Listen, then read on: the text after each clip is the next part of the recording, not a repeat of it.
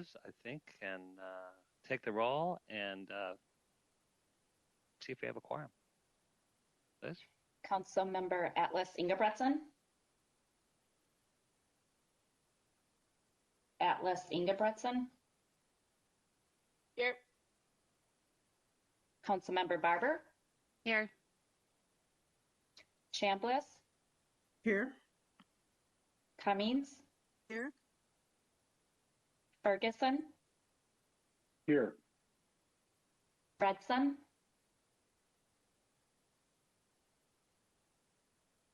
Fredson. Johnson. Here. Lee.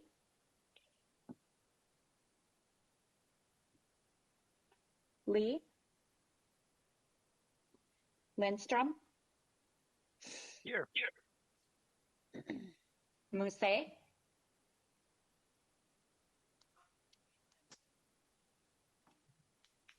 Mousse.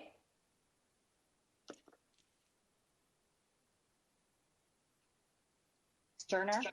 Here. Vento. Here. Zurin. Zurin. Chair Zelli. Here. Great. We do have a quorum. The next item is the approval of the agenda. We don't need a roll call vote unless there's an objection. And if there is any comments or addition, corrections, objections, as I mentioned, we have a few business items. We have some important presentations, and then a public hearing and vote on our budget. And we'll get into the process of how we do that later. But on to the approval of the minutes from November 18th, 2020 meeting. Is there a motion to approve the minutes? So moved. Atlas Ingebretson. Second by Sterner. By Sterner. Thank you both. Any discussion? Hearing none. Liz? Atlas Ingebretson. Aye. Barber. Aye. Chambliss. Aye. Cummings. Aye. Ferguson. Aye. Fredson. Aye. Johnson. Aye. Lee. Lindstrom. Aye. Mousse. I see Councilmember Mousse, but I can't hear him. I see him too. Sterner. Aye. Vento. Aye.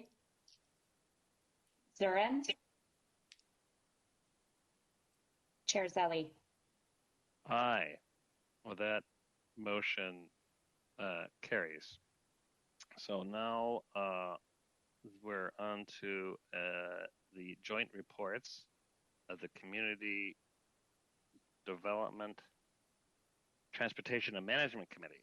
Councilmember Ferguson.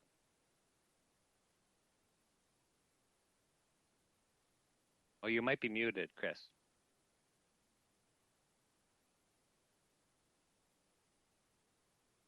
Avoid background noise. This is business item 2020-305 JT. It is this amendment incorporates changes to the 2020 operating budget reviewed and approved by the Transportation Committee on November 9th, the Environmental Committee on November 10th, the Community Development Committee on November 16th, and the Management Committee on November 18th. The Community Development Amendment moves $1 million to the LHIA pass-through budget and brings $3.1 million in federal CARES Act funds for pass-through grants by the Metro HRA. In transportation, the amendment adjusts for changes made this fall to the North Star commuter rail service, reducing North Star's revenues and expenditures this year. In the environmental services budget, the amendment increases expenses by $3.6 million due to repairs from the fire at the St. Croix Valley plant and increases salary expenses.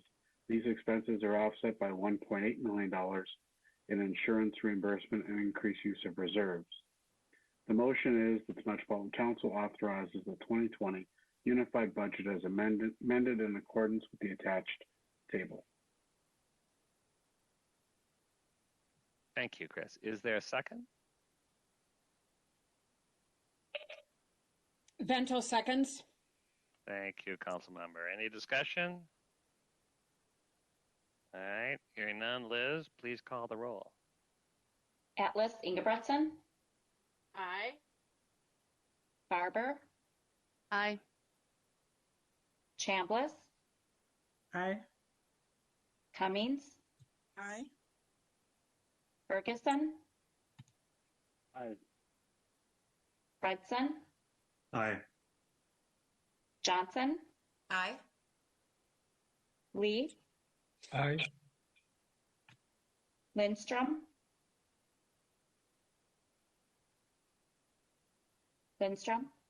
Aye. Musset, Sterner, Aye. Vento, Aye. Zuren, Chair-Zelli. Aye. Well, that motion carried. We're on to the consent agenda. Is there a motion and a second for approval of the consent agenda? Moved by Councilmember Atlas Ingebretson. Thank you. Second. Lindstrom. Thank you, Councilmember Lindstrom. Any discussion? All right, hearing none. Liz, please call the roll. Atlas Ingebretson, Aye. Barber, Aye. Chambliss, Aye. Cummings, Aye.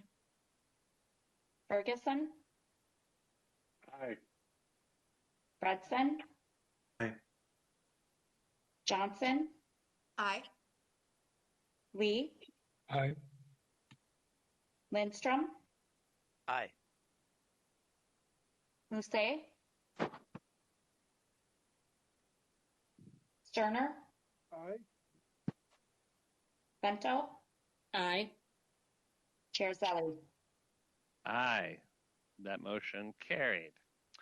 So next we're on to hear from the standing committees. Community Development has reports on the consent agenda. The Environment Committee has no reports. The Management Committee has reports on the consent agenda. And next up is the Transportation Committee. Councilmember Barber. Thank you, Mr. Chair. Mr. Chair, council members, business item number 2019-316 relates to an agreement with the Minnesota Department of Transportation for the construction of the Metro Orange Line BRT project. In 2017, the Metropolitan Council authorized the local share not to exceed $46.87 million of an agreement for construction of transit infrastructure within a large MnDOT-led reconstruction project on I-35W. Full authorization was planned for future council action upon federal full funding award. The proposed amended authorization aligns to actual bids received by MnDOT for transit construction, reflects receipts of full funding in 2019 from the Federal Transit Administration, provides a change allowance for change orders that may be necessary within the project's ongoing construction. Therefore, Mr. Chair, I move that the Metropolitan Council authorizes additional expenditure within Agreement 17I009 with the Minnesota Department of Transportation not to exceed $7,574,848 for a revised total authorization not to exceed $54,446,598. Great. Is there a second? Chambliss seconds. Thank you, Councilmember Chambliss. Any discussion, any questions on that? All right, hearing none. Liz? Atlas Ingebretson, Aye. Barber, Aye. Chambliss, Aye. Cummings, Aye. Ferguson, Aye. Fredson, Aye. Johnson, Aye. Lee, Aye. Lindstrom, Aye. Musse, Sterner, Aye. Bento, Aye. Chair Zelli. Aye. All right, that motion carries. Next is the joint report of Environment and Community Development Committees. Councilmember Lilligren is away, and Councilmember Bento is kind enough to carry this measure. Thank you, Mr. Chair. Mr. Chair and council members, the following three business items are comprehensive plans for communities connected to the regional wastewater system, and were all heard in both the Community Development and Environment Committees. For these communities, council staff found that the 2040 plans conform to regional system plans, are consistent with the council policies, and are compatible with the plans of adjacent and affected jurisdictions. The first item is business item 2020-307 to authorize the 2040 comprehensive plan for Andover and approve their comprehensive sewer plan. I move that the Metropolitan Council adopt the attached advisory comments and review record and take the following actions. Authorize the City of Andover to place its 2040 comprehensive plan into effect. Revise the city's forecasts downward as shown in Table 1 of the attached review record. Revise the city's affordable housing need allocation for 2021-2030 to 362 units, and advise the city to implement the advisory comments in the review record for TAZ allocations, local water management plan, and local water supply plan. The recommendation of the Environment Committee is to approve the City of Andover's comprehensive sewer plan. So with that, I have moved that action. Thank you. Is there a second?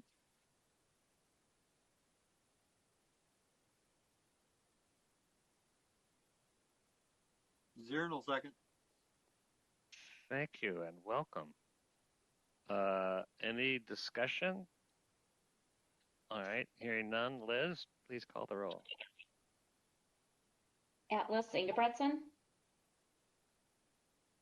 Aye. Barber, Aye. Chambliss, Aye. Cummings, Aye.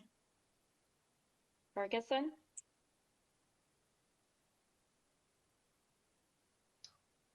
Ferguson,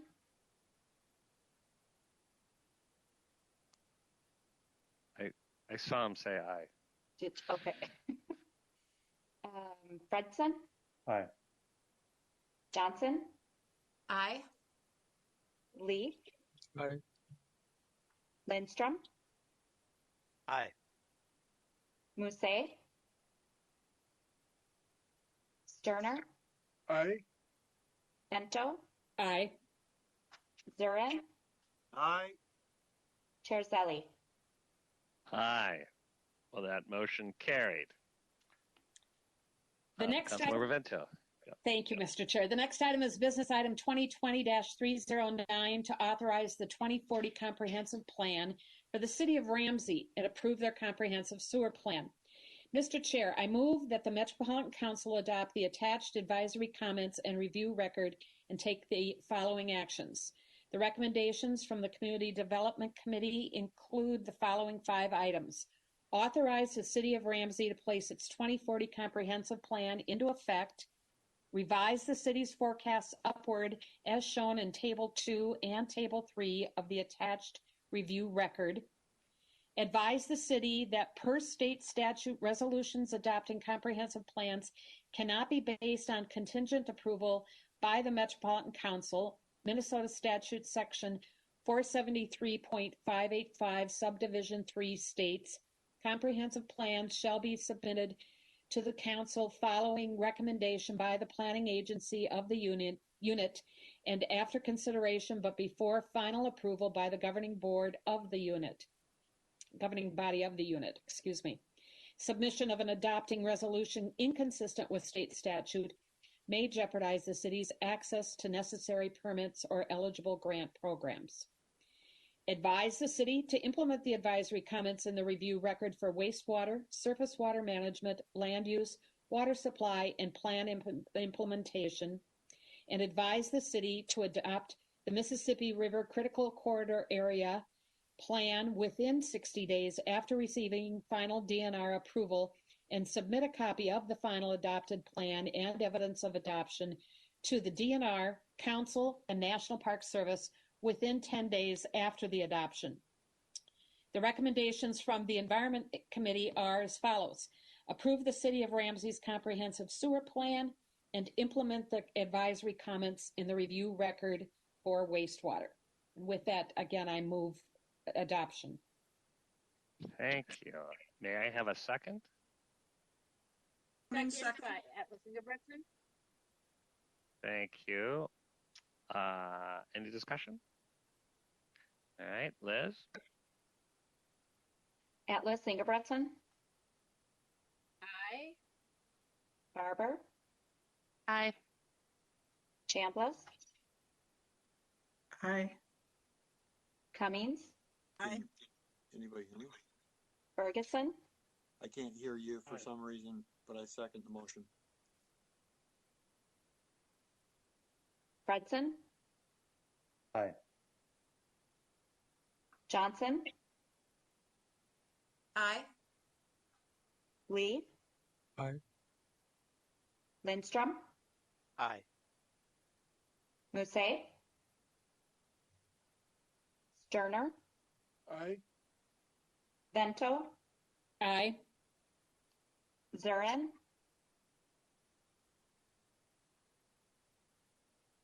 He's Darren? having some audio issues. Chair Zelli. Zirin is a aye, even though I can't hear what you're saying. Okay. Thank There you. he is. He's an aye. And I'm an aye. So that motion carried. Thank you. Councilmember Vento. Thank you, Mr. Chair. The next item is business item 2020-319 to authorize the 2040 comprehensive plan for the city of Hastings and approve their comprehensive sewer plan. Mr. Chair, I move that the Metropolitan Council adopt the attached advisory comments and review record and take the following actions. The recommendations of the Community Development Committee include the following 4 items. Authorize the city of Hastings to place its 2040 comprehensive plan into effect. Advise the city that the council has reviewed the remainder of the plan and has found no regional system conformance or policy consistency issues at this time. Because the city does not have the legal authority to plan and zone for areas within Nininger, Mashan, or Ravenna townships, and I apologize to those townships if I just butchered the pronunciation of all of them, but I'll get better next time. In the absence of an OAA, the city may not put those portions of the plan into effect at this time. At such time as the city of Hastings acquires jurisdictions of the lands planned for future urbanization in these surrounding townships, either through an orderly annexation agreement or an annexation by ordinance, the city will need to submit appropriate plan amendments to the council for further review and action.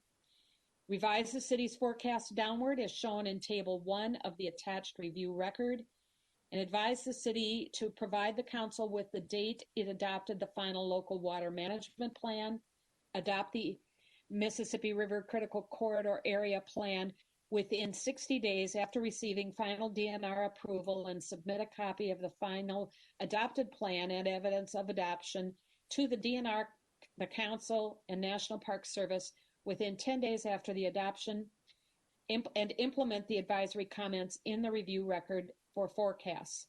The recommendations of the Environment Committee are as follows.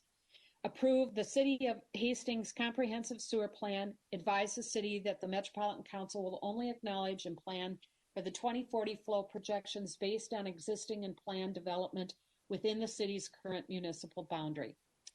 And with that, I've moved approval.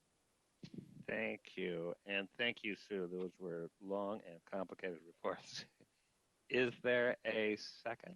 Sterner seconds? Thank you, Councilmember Sterner. Any discussion? All right, hearing none. Liz, call the roll. Atlas Ingebretson, Aye. Barber, Aye. Chambliss, Aye. Cummings, Aye. Ferguson, Fredson, Aye. Johnson, Aye. Lee, Aye. Lindstrom, Aye. Musset, Sterner, Aye. Vento, Aye. Zurin, Aye. Chair Zelli. Aye. That motion carried. So thanks, everyone. We're on to other business. And the first is an information item I think we've all been looking forward to. Network Next, arterial BRT evaluation results. And we're going to hear from Katie Roth and Kyle O'Donnell Burrows. And welcome, Katie and Kyle. I think I saw you both here. All right. Thank you, Chair, and good evening, Council members. I'm Katie Roth. I'm the Assistant Director of BRT Projects at Metro Transit. Thank you, Greg, for pulling up the slides as well. Appreciate the extended time here tonight to really get into one of the exciting areas of our planning work, which is to present on a key milestone in our future arterial BRT planning. This is our evaluation results and the near-term corridors recommended for consideration to be the F and H lines. Our presentation tonight is going to be in two parts. I will provide a bit of an introduction and then hand things off to Kyle O'Donnell Burrows, who will share the process that has brought us to this point as well as the results. So if you could go to the slide, please, Greg. Thank you. So first off, I'd like to ground us all in what Network Next seeks to do and how this work is guided. If you'll recall, Network Next is a 20-year vision for the Metro Transit bus network of 2040. It's a forward-looking vision for expanded BRT and local and express bus improvements. And as we think about that full spectrum of bus improvements, from added frequency to new routes, all the way up to investment in full BRT lines, focusing on the BRT end of that spectrum in 2020, including all the work that we're going to be sharing in tonight's presentation. But starting next year, as we begin to emerge from the pandemic, we do intend to delve into that work on the local and express bus part of this spectrum as well. So all of the evaluation and the recommendations that you'll see here tonight have been guided by 4 principles, which are derived from a basis in policy and then shaped by performance data and community input and engagement. And the 4 principles shown here focus on advancing equity, growing ridership, supporting a transit-oriented lifestyle, and ensuring cost-effective investments for a long-term sustainable bus network. Next slide, please. As mentioned, this is a 20-year plan with a 2040 horizon aimed at identifying the lines we seek to deliver and could have the capacity to deliver between now and 2040. But within that plan, we're seeking to define both that broader vision and identify the near-term lines for implementation. So as we think about the time between now and 2040, as the D, B, and E lines are all planned to be operational by about 2024, we're seeking to start to fill the pipeline of projects to develop between now and 2030. And as such, the outcomes of this plan will name those as the F, G, and H line. So naming 3 lines at this point will allow us to begin the project development, start engaging corridor communities, and advancing these lines for funding opportunities. And notably, as we discussed in the past, a major funding source for the F line will be a $25 million set aside in regional solicitation funds for the next BRT priority to be allocated by the Transportation Advisory Board. And this funding opportunity, as a reminder, is a key driver for our timing in advancing BRT planning this year during the active regional solicitation process. So with the F, G, and H lines advancing as near-term priorities, we'd also be identifying midterm and longer-term priorities, but planning to revisit those when we update this BRT plan in about 5 years. as we both grow our experience with operating BRT and as conditions on the ground change. I also want to note that the schedule shown here is certainly a vision, conceptual one at that, and that implementing a program of 10 additional lines by 2040 would require both additional capital and operating resources. And conversely, if we were to see new revenues materialize or new sources for advancing this program, there are ways we would be able to think differently about delivering these lines between now and 2040. Next slide. So throughout this process, we've narrowed a broad set of potential lines down to just a handful. So most of the focus of our presentation tonight will be on how we compare those corridors to one another in order to prioritize them for near-term implementation. But what's clear from our evaluation and our engagement with community members and our riders is that there are really 10 promising lines on this map, which would come together to form a network that really extends the reach of our metro system of LRT and BRT lines and significantly increases transit for underserved communities in the region. So we'd like to share a little bit about what implementing this entire vision by 2040 would mean for our riders and for the communities that Metro Transit serves. Next slide. So as we think first about the existing riders who would be served by an investment in this network, this bar chart represents our pre-pandemic bus ridership and the proportion of that total bus ridership that could be served by different steps in advancing this arterial BRT network. So as we look at this pre-pandemic ridership, about 7% of all bus rides on Metro Transit system were on the two existing BRT lines, which is really not bad for just two lines in the network. And then as we add in the routes where BRT is planned on the D, B, and E lines, that grows to about 22% of our bus rides being served by this BRT network. But if we build out those 10 additional lines on the outcomes of Network Next, we'd be upgrading the service on routes where 50% of all of our bus rides came from prior to the pandemic. And if we go to the next slide, while we know that certainly a lot has changed in our transit system and in the region and how people get around during the pandemic, the relative strength of those routes in our transit system today in 2020 has grown even greater. So a full 63% of bus ridership during COVID has been on the routes where BRT is existing, planned in the D, B, and E lines, or potential based on the outcomes of Network Next that we're charting for 2040. So investment in arterial BRT has the potential to serve a very great number of riders and a great proportion of our ridership, many of whom depend on transit to get around and who the past year has shown us are very essential to supporting this region's life and economy. So as we go to the next slide, please. As we look beyond existing ridership, these 10 lines also have the potential to greatly expand access to high-quality transit for the region's residents. The map on this page, the black lines, all are generalized to show that 2040 network, the extent of the light rail and BRT lines, plus 10 corridors coming out of Network Next, overlaid on a map of population density in the region. So together with the existing and planned LRT and BRT lines between now and 2040, while the lines themselves would only cover and be accessible to about 5% of the region's land, we certainly know that land is not what rides transit, it's people.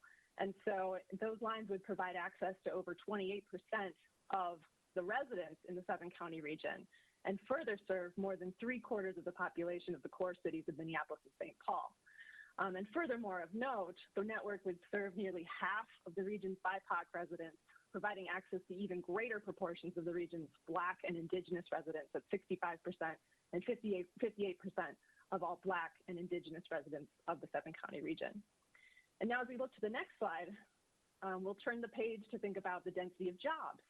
We see that this network would greatly enhance access to opportunity for those who need it most, serving nearly half of people in the region with low incomes and serving well over half of households that rent their homes, as well as 60% of households who depend on transit to get around, connecting these residents with nearly half of all the jobs in the region, or 750,000 jobs. So there's significant value in expanding this arterial BRT network to connect people who rely on transit to get to opportunities in the region. As we go to the next slide, I'll just recall that delivering this access does require additional resources beyond those available today to Metro Transit. Delivering on this vision of the 10 corridors that we'll share more about in the coming slides would require about a $700 million investment to build in today's dollars, with additional resources required to operate the increased service levels as well. And this, of course, would join the billions of dollars of planned investments in light rail expansion, as well as the dedicated guideway bus rapid transit projects already planned. So, with a grounding now in the value of the overall network of these 10 corridors, I'd like to hand off the presentation to Kyle to share more on the corridors themselves and how we've arrived at the recommendations for near-term implementation, after which we will both questions. Kyle? Great, thank you, Katie. And as Katie mentioned, I'm here to take us through the process that we use to get to this point. Greg, if we could go to the next slide, please. So I'll take us through the results of step 3, which is the evaluation step we use to group these 10 corridors that we've identified into 3 tiers based on their priority for implementation. So 3 to 4 near-term corridors, mid-term corridors, and then longer-term corridors based on the results of the step that we're sharing here today. Next slide, please. So before I do that, I want to take us through a little bit of steps 1 and 2, which were to identify and screen the corridors to get us to these 10 corridors that we've done a more detailed evaluation on. You may recall some more in-depth presentation on these steps in the September Committee of the Whole meeting, so I'll just briefly cover these. We started with 19 corridors identified for potential consideration for BRT implementation. And those are really based on the Network Next BRT principles that Katie mentioned a little bit earlier in her slide. And then specifically, we identified these corridors from the existing Metro Transit high frequency network and other high ridership corridors. So some routes are pretty high ridership that are not on that network today, as well as previously studied corridors for arterial BRT, wanting to make sure that we're looking at what we've looked at in the past as we consider these additional corridors as well. And then looking at a network balance approach here. So that's both in terms of the particular corridor's role in the overall network, wanting to make sure we have a good balance of routes that are serving kind of more of those core trunk lines into downtowns or major destinations, as well as crosstown services, kind of filling in the hub of our network, and suburb-to-suburb style services as well. So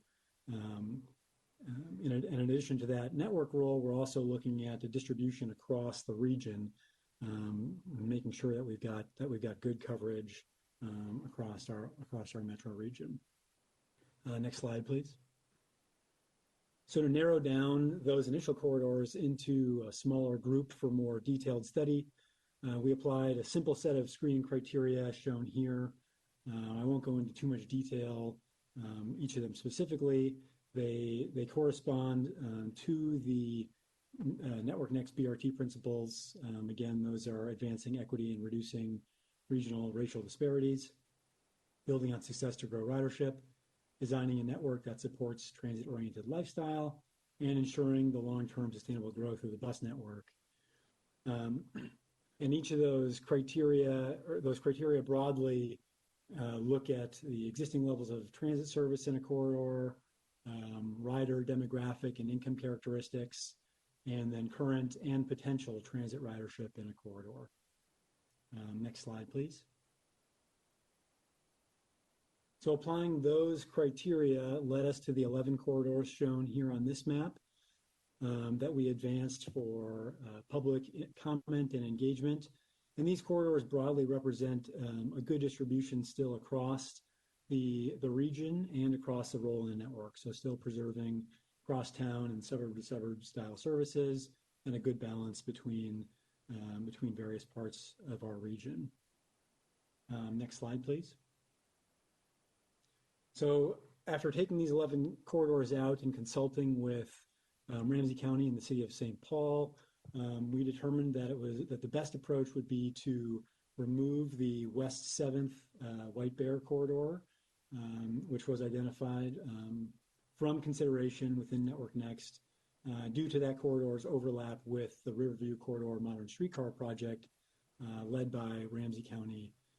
And that project is just entered into engineering and pre-environmental phase this October, and we'll consider both modern streetcar and as well as a BRT alternative within that corridor, and felt that that project was the best place to advance BRT in that Riverview corridor.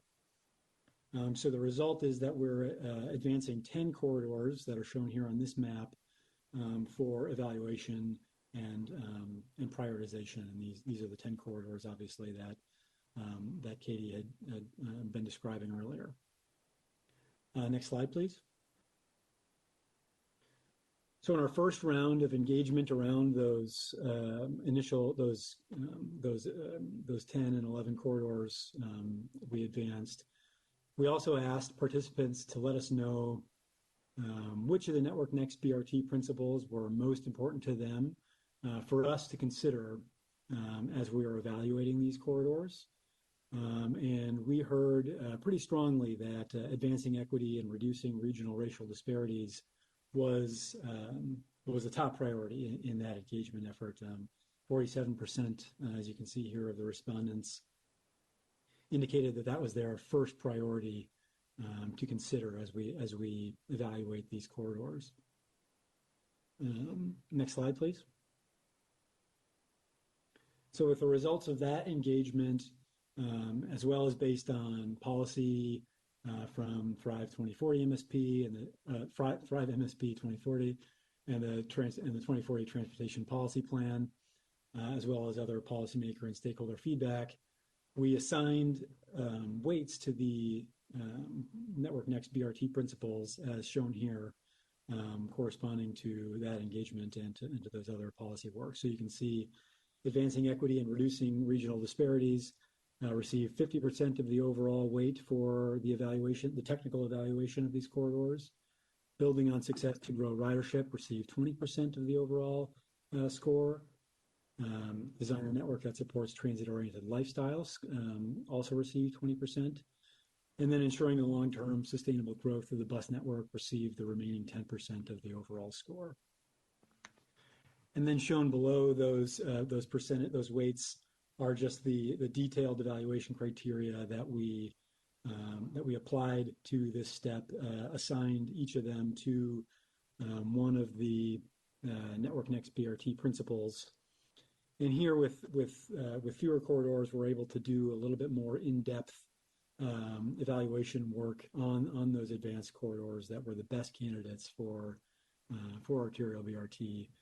But still, broadly, the theme applies of looking at both existing and future conditions and existing ridership and future rider potential, as well as looking at the excuse me, demographic and income characteristics of our riders and community in the area, and then factoring in the preliminary costs for the concept services here in terms of both capital and operating. Next slide, please. And so this chart just shows the results of that technical score for each corridor, having applied the evaluation criteria. The corridors in this chart, obviously here are arranged from their highest to lowest technical score. And the colors within each bar correspond to that corridor score within that specific principle. So you can see the light blue bars correspond to advancing equity and reducing regional disparities, for example. And then yellow is ridership, green is transit-oriented lifestyle, and orange is a sustainable growth. And you can see the distribution across the corridors here. You've got a pretty nice step down from highest to lowest with some groupings here at sort of the top and middle and bottom tiers. And the next slide, please. We know that the technical evaluation, while very important, doesn't capture necessarily the full, complete picture of what the corridors, of all the questions that might be within a particular corridor. And so we also applied a readiness review for each of the corridors. And really, what we're asking here is, is this corridor under consideration in part or maybe a little bit longer by another transit planning effort or another study led by either the Metropolitan Council or by one of our local partners. And if it is, we decided to remove that corridor from consideration for the initial near-term implementation and hold it for still qualifying for either mid or longer-term implementation then based on that corridor's technical score. But really the rationale for that is to avoid kind of duplicative or conflicting transit planning efforts, leading to potential conflicts down the road, and to allow ourselves time to coordinate on other planning work and to help resolve some of those questions. So we're really delivering these projects as efficiently as possible. And so completing that review, we identified 4 corridors that were affected by other planning efforts going on in the region. And really that's West Broadway Cedar and Lowry, which are both affected by the alignment efforts with the Blue Line extension and looking for alternative alignments out of the rail right-of-way there. The Nicollet corridor is affected by the Nicollet Central Modern Streetcar project led by the city of Minneapolis. And the Randolph East 7th corridor is affected by the Riverview Modern Streetcar project, though not completely encapsulated within that project. And so that's why we kept the Randolph East 7th project corridor within the scope of Network Next and removed the West 7th White Bear corridor from consideration for Network Next, though it does still raise questions for this BRT corridor, and so it was affected by this readiness review. Next slide, please. And so this diagram here really shows both the technical scores and the readiness evaluation applied and as applied and leading to the grouping into the near-term, mid-tier, and long-tier corridors. So you'll see across the top the corridors are arranged from highest to lowest based on their technical score. And then stepping down from that technical score is sort of that yes-no question of whether or not that corridor is affected by other planning efforts. Obviously, the corridors shown, the red squares indicate that they are affected. And then that outcome leads to their being held from consideration for Tier 1, that near-term corridor. To then classify these corridors into the near-term, mid-term, and longer-tier corridors, we first started with Tier 1, obviously, near-term, and then just arranged the corridors under consideration for Tier 1 by their technical score and sort of went from highest to lowest and sort of filled out the corridors in that tier. And so that resulted in the Como, Maryland corridor, the Johnson-Lyndale corridor, and then jumping down to the Central corridor and Rice-Robert corridors being identified for Tier 1, which is that near-term implementation. And we had sort of been open to considering considering 3 or 4 corridors in any one of these tiers. With 3 tiers and 10 corridors, you sort of have to have 4 in one of them. And based on a lot of the sort of both public support and stakeholder support we received for the Rice Robert corridor, felt that it was worth considering that corridor in the tier one tier for the near-term consideration for near-term implementation. So then what that does for us is essentially looking at the corridors remaining that were not identified for tier one, and then just going down the line from highest to lowest technical score and filling out tiers 2 and tier 3 for midterm and long-term implementation. So for tier 2 midterm implementation, that then results in West Broadway, Cedar, Nicollet, and then Randolph East 7th for that midterm. And then for that longer-term implementation, it's that Grand Avenue, Grand, Lowry, and then 63rd and Zane. Next slide. And then this just shows those results on a map, which is probably much easier for folks to read and understand. But I think you can see from the results here that we, still throughout this process, were able to maintain good representation for both role in the network and for distribution across the region in both those near-term, particularly in the near-term corridors for implementation, but also in those mid to longer-term corridors for implementation. We do see a good distribution across that network role and geography as well. And I do think it's important to reiterate as we're sort of looking at the green, yellow, and red corridor colors here, is that these are 10 great corridors that we are excited about implementing.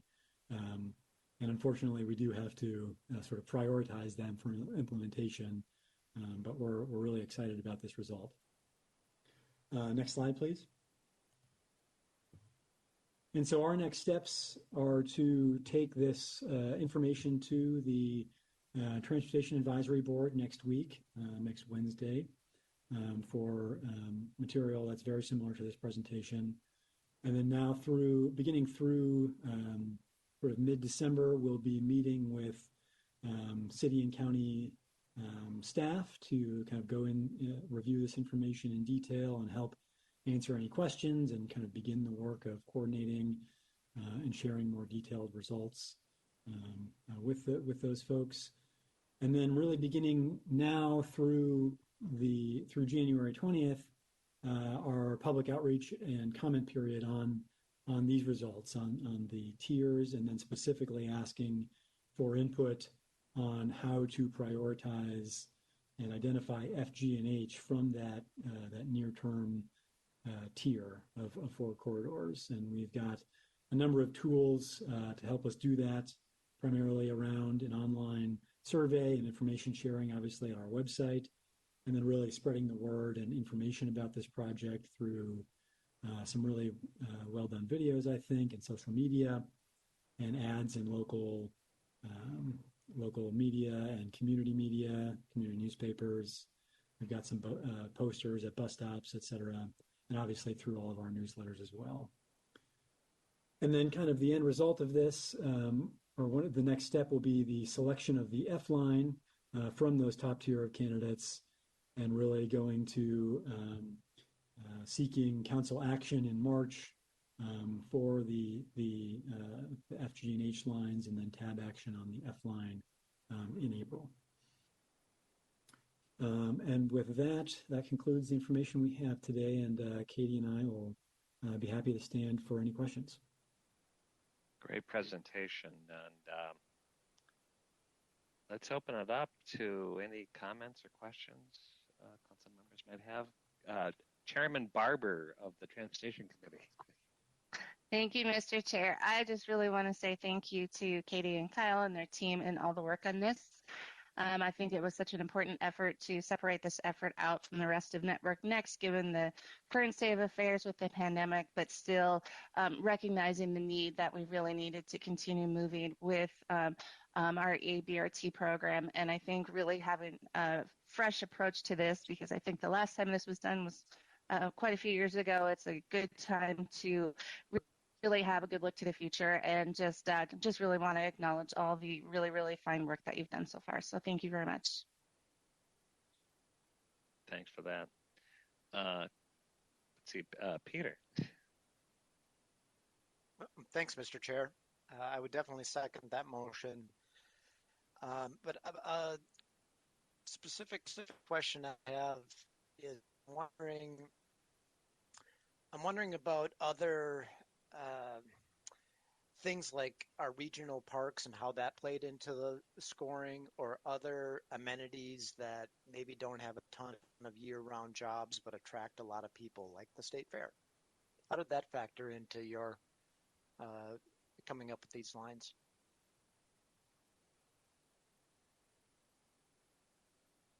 Katie, are you going to end that? Nope. I think we were playing unmute chicken. Kyle, you want to start things off? Maybe Kyle. Sure. Yeah, so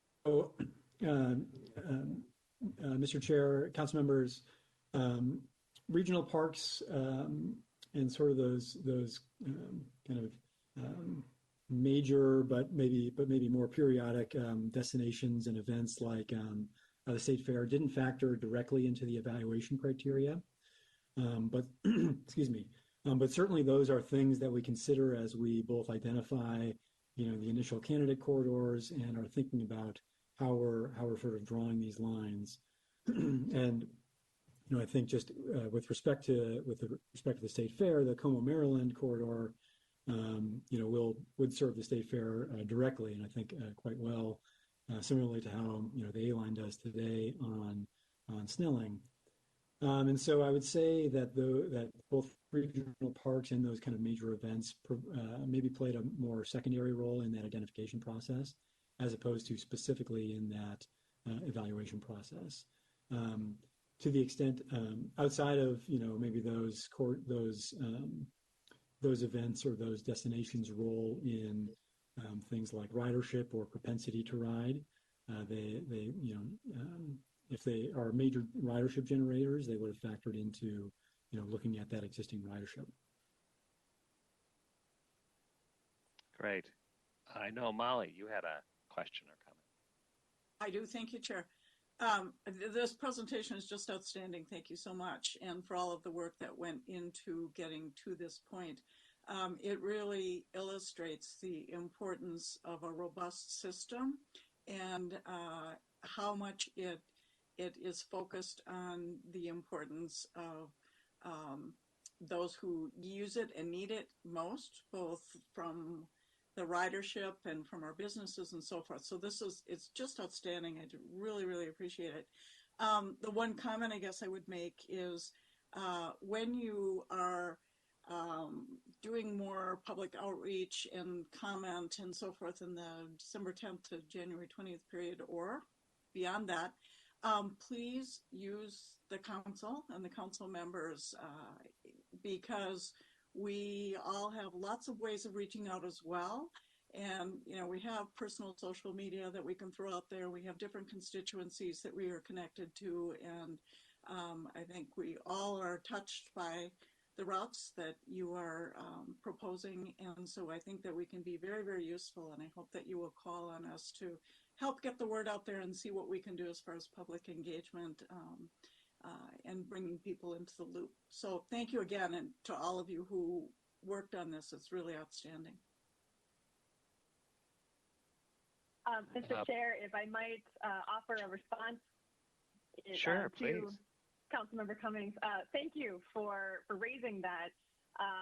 We are in the midst of rolling out this information today. Our website is live at about noon, and I think we've already got about 50 survey responses, which is really cool to see. But we will be in the next day or so rolling out a packet of information that each of you can use to share with your networks, to connect with local governments. We'll be sharing similar information with TAB members and their staff and the staff that have been working with us from the cities and counties throughout this process. So we've really found that our regional residents connect with their cities and counties, especially in a way that's different than they do with the Met Council as well. And so we really want to leverage that and be able to provide an easy route into the process to help get the word out as much as possible. So thank you. Yeah. Any other thoughts? Question, Peter? Quick question, Mr. Chair. I'm wondering if there were any routes in the top 5 for ridership that didn't make the top 10 list for BRT because they didn't meet the other criteria. Good question.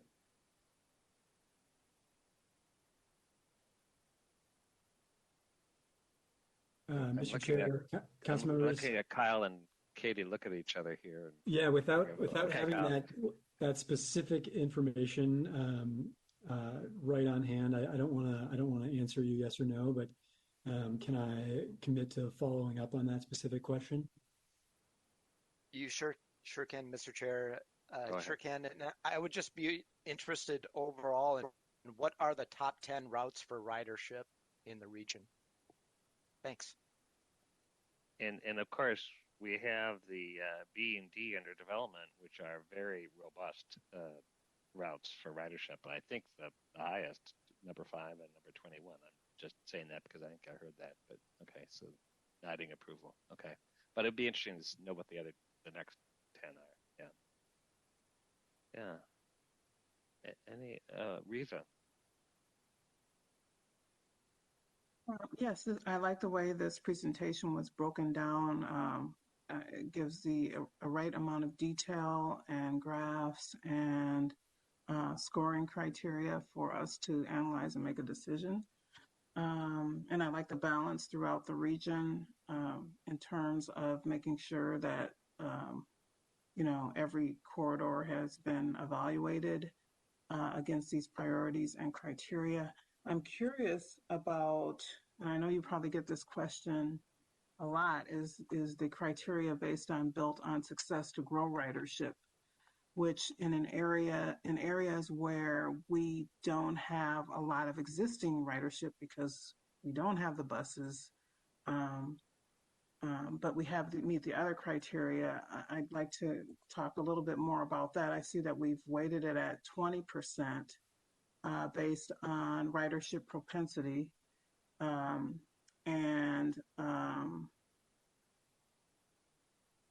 percent of current ridership served by BRT stations.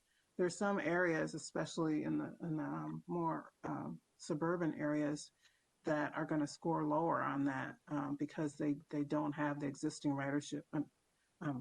For example, we're in Minneapolis, we have both regular buses and BRT now on some of those routes where there are other areas that have very little buses and no BRT, but they also score high on the equity and some of the other criteria. So how are we addressing that? Or are we looking, if we get more money, and there's some areas that we know score high on equity and some of the other criteria, to get those into a higher tier? Mr. Chair, council members, yeah, that's a great question, and I think there's sort of two aspects to it. And I think the first way we address that in part is through the evaluation criteria weighting. And so, particularly with respect to equity, that the criteria within that principle accounted for 50% of the overall score. So certainly corridors that have a high, a high score on that equity, in that equity principle, but maybe a lower score on that build on success to grow ridership score would still do well, and we do see that through the results, through these results. And the other piece of that is at that ridership propensity criteria within the build on success principle sort of leaves out the existing ridership and tries to look at what is the built form, what are the attributes around a particular, it leaves out the existing service in that area and looks at what is the built form, what are the characteristics of the land use and other demographics around that area that might contribute to high ridership, whether or not we see it there today, because if the service isn't there today. So it's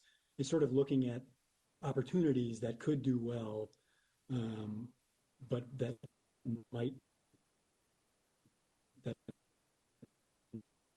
not have high levels of service there.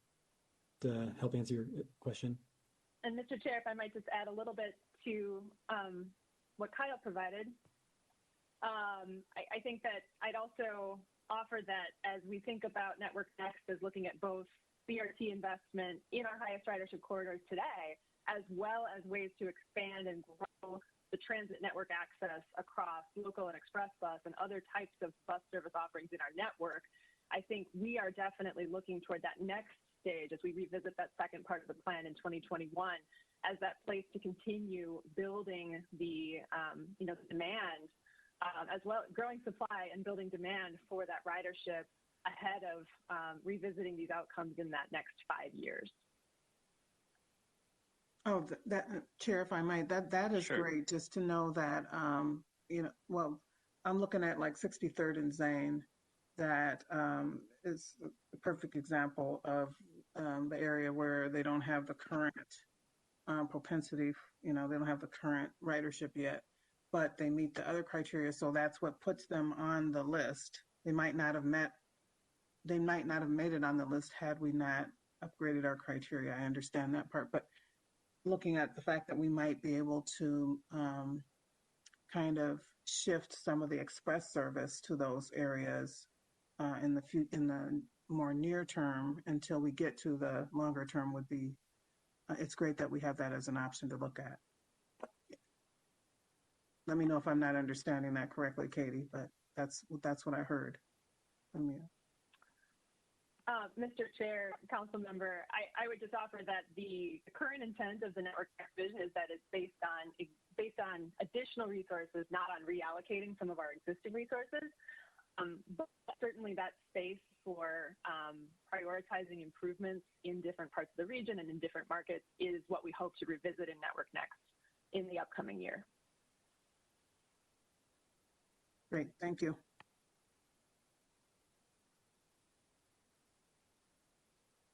Anyone else? Judy. Thank you, Mr. Chair. And again, I just want to, give a thanks for being able to sit on the Transit or Transportation Policy Committee of the Council. And so I've gotten, updates along the way and on this, and also our Transit Service Allocation Study. I think the two obviously fit together intentionally really well. And the Transit Service Allocation Study is to help us to figure out, again, ideally around our priorities and our goals with new funding based on, a lot of stakeholder input, how will transit support the whole transportation system? And certainly it all comes together. And I said this at our last meeting, and so Chair Zilli, it'll be a repeat for you and everybody else.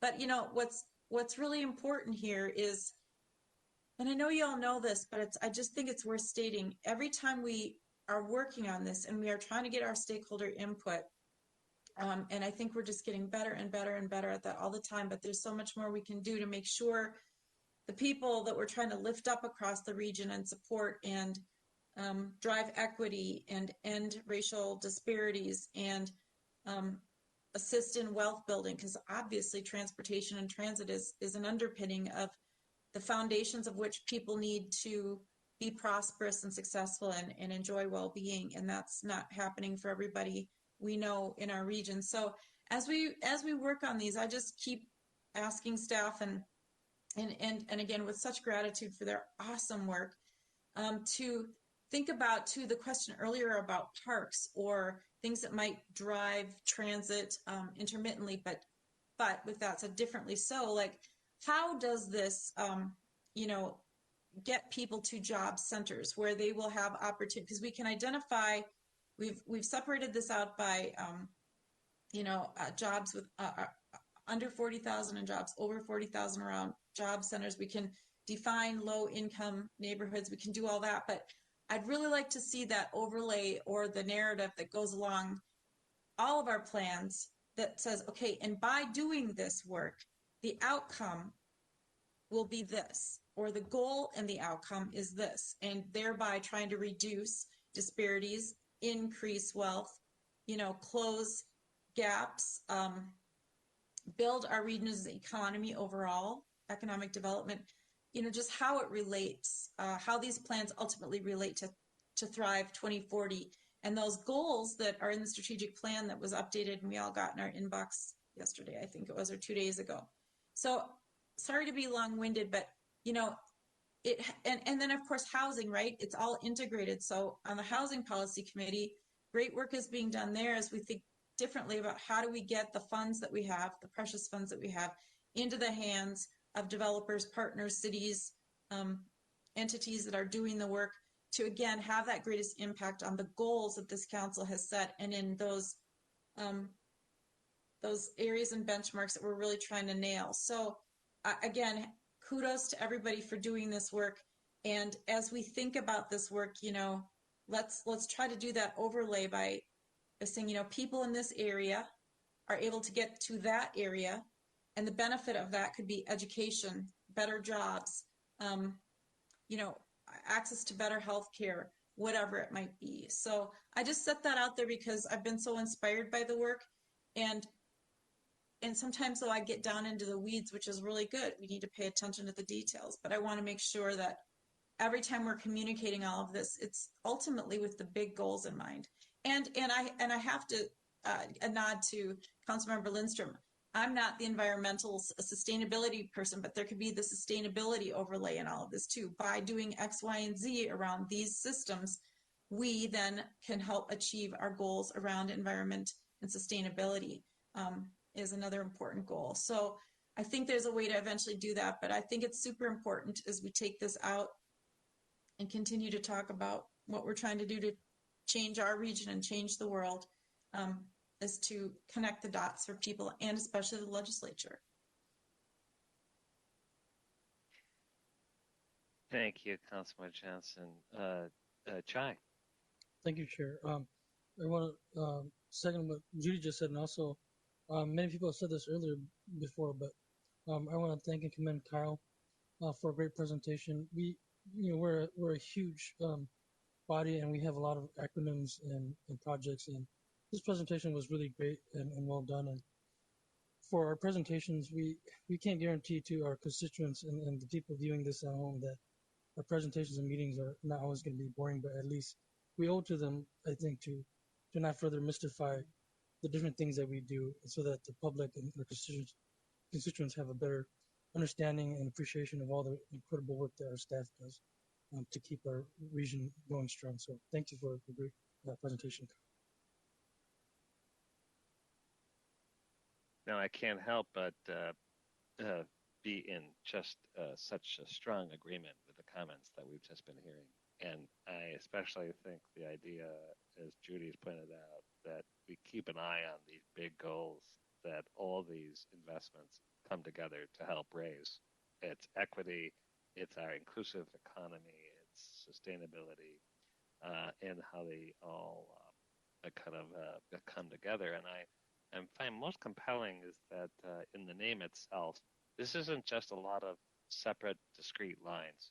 It's about building a network, and building a network to provide great opportunity and to really address those that have been left behind, but also to help kind of create this vibrancy that this region really is going to benefit from.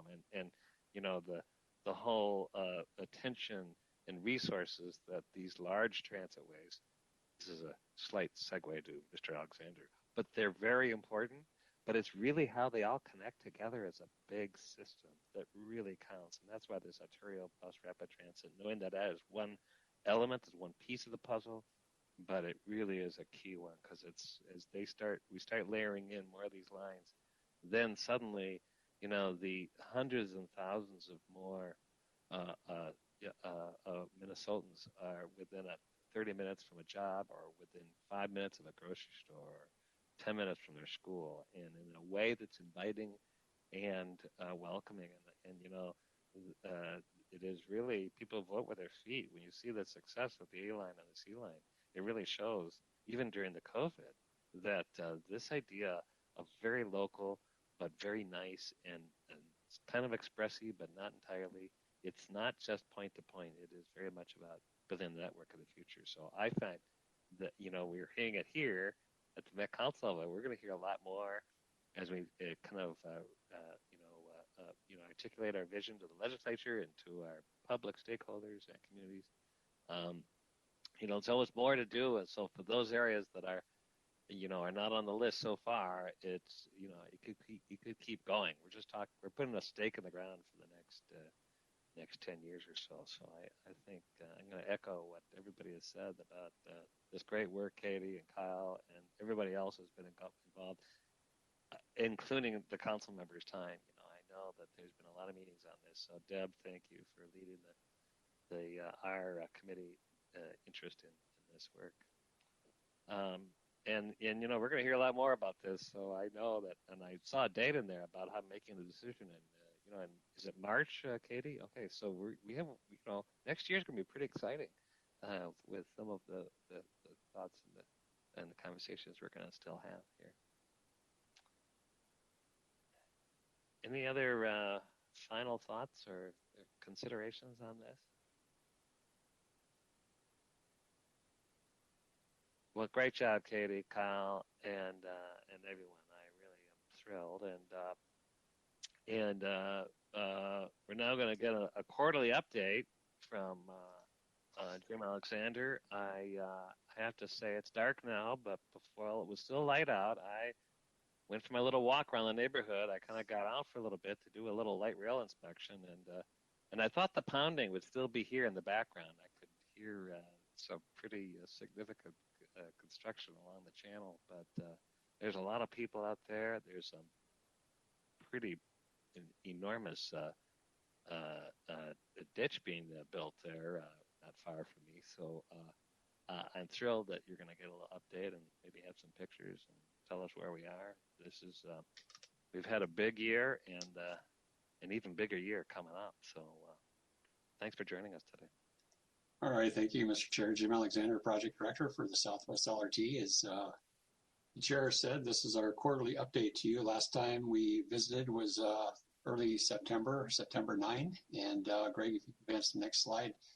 So we are going to give you an update of what 2020 went on. A lot went on. I got a lot of photos for you. John Tao is going to follow with DBE and workforce update as we've done in the past with the Office of Equal Opportunity update, and then Sam McConnell will be talking about communications and outreach that we have has transpired over this past year. So a lot of activity. Maybe you can advance to the next slide there, Greg, and the next one. So I don't want to go past this. This seems like eons ago now, but we did receive the full funding grant agreement, which everybody's aware, but I thought I'd just do one more little mini celebration here. This came on September 14th, $928.8 million. That's pretty significant. Chair, right in the middle there, holding one of the documents. That's a $1 billion check. I'm holding it. That's yeah. So that's good stuff there. That's so we good day for us. So next slide there. Great. So we've seen this slide before. Current schedule shows revenue service 2023, and we have the 14.5 miles that lead us out to Eden Prairie and Southwest Station, 16 stations all total. Next slide. Next slide there, Greg. So as I said, there a lot of things are happening out there, and if you haven't had a chance, by all means, maybe take a tour out there. And speaking of tours, we did a couple of maybe one was a chilly weather tour around the Counterweight area, and we are going to look at maybe doing something as we get to the spring thaw in 21 to kind of show off some of the work that's been done so far. So we kind of stay tuned for that as we get through the winter. But eight of the 16 stations are well underway. We have 23 bridges out of the 29, and that's pretty significant number, 29 bridges. Some of those are mods, but most of them are brand new bridges, and a lot of work involved with that. And 5 tunnels of the 8, 2 of those tunnels involve LRT, that one's going under 62, Highway 62, and the other one, the Kenilworth Corridor, which we have some photos of. A whole slew of retaining walls, 127 all told, well underway with those. 94% private utilities. Now, this is a very significant number. We have about 946 conflicts with private utilities on this project, and that is a lot. There are multitudes of companies involved in this, and companies upon companies working on the ag utilities out there. And to be 94% done is a huge milestone for us to get through that, because private utilities are typically one of the pieces that really poses problems for projects like this to get out of the way of the infrastructure we're building.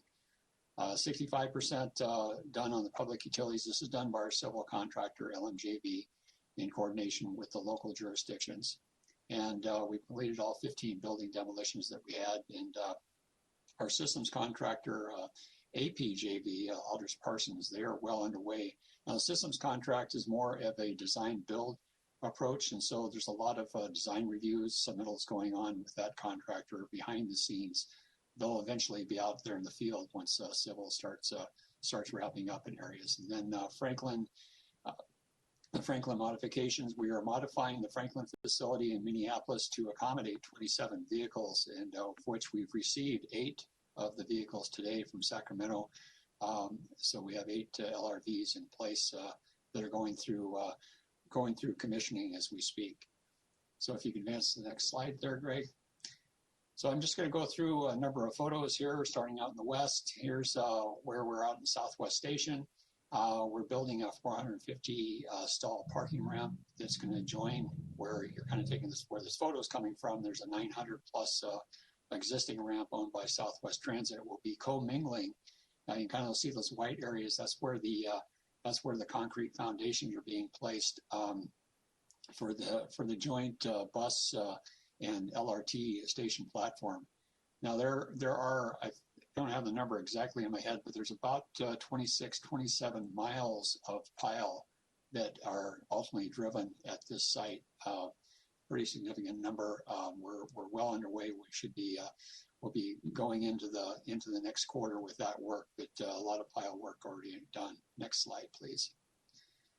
So we move, pivot ourselves 180 degrees and look at the Prairie Center Drive Bridge that takes us up out of Southwest Station and heads eastward. And so this is a bridge that contractor just finished the deck work on this, which is a big milestone for us. We're trying to get set up for systems contract work to start happening next year, and this will be a good candidate for that. Next slide, Greg. Further east, this is a Valley View Road bridge that goes over MnDOT on-ramp there and near Flying Cloud. You can't see it, but 212 is just off to the right of this image.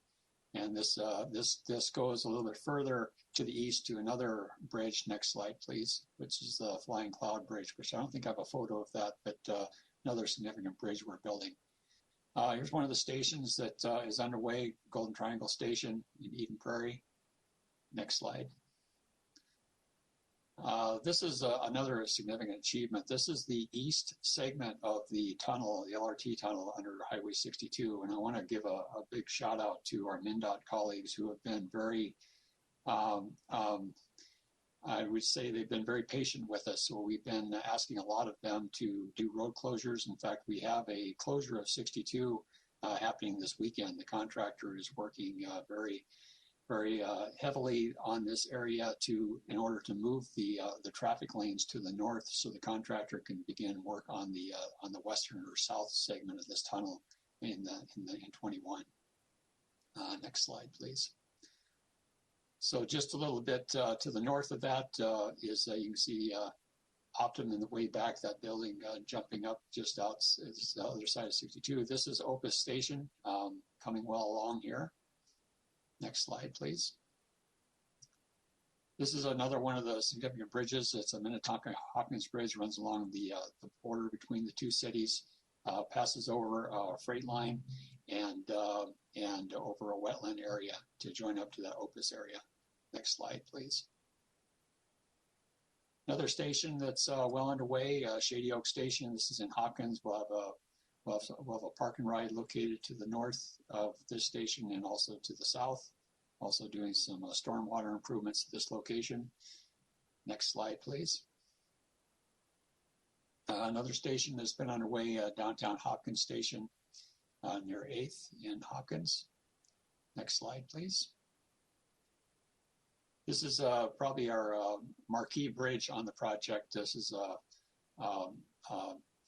a girder bridge that we have that's going to span over Excelsior. We have a span of about 400 feet, so this is a pretty significant bridge that needs to be robust enough to span over that. It spans over the roadway, which diagonally crosses along with the railroad tracks, the freight railroad tracks underneath, and so LRT will be on top of this bridge here.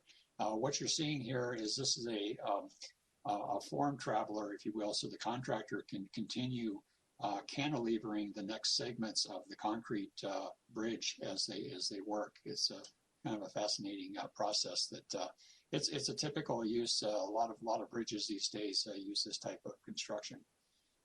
Next slide, please. A couple of bridges that we built over the Minnetonka Creek is further east of that Excelsior area in the St. Louis Park area for freight and rail. Those bridges are coming along really well.